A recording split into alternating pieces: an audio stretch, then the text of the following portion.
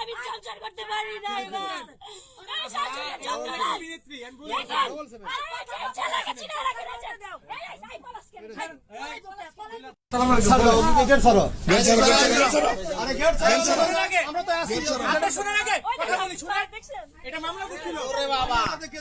এখনো শেষ হয় নাই।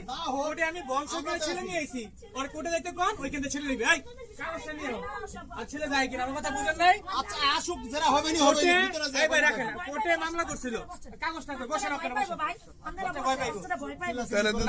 এত জানবেন তারপর আসবেন। কোর্টে আমার মামলা চলতেছে। হ্যাঁ কথা বলি, আসো।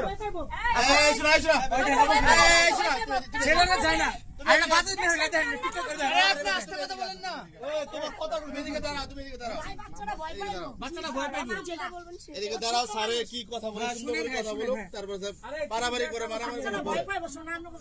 কথা বলবেন না।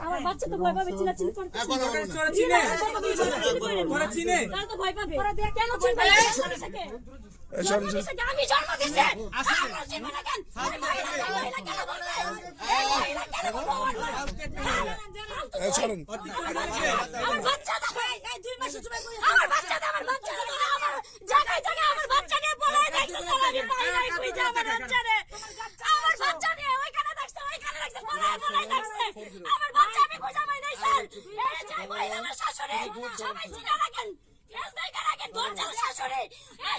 যন্ত্রণায় আমি সংসার করতে পারি না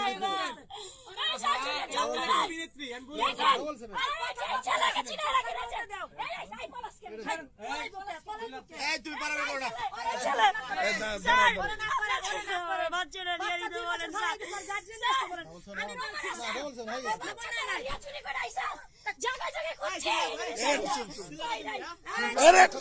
চলে যাবে